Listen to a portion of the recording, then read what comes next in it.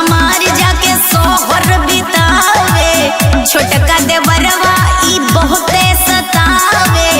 प्यार से कहेला के भाभी हमारी बाटे देवरा अनाड़ी। आय हाय रे बाटे देवरा अनाड़ी, आय हाय रे बाटे देवरा अनाड़ी।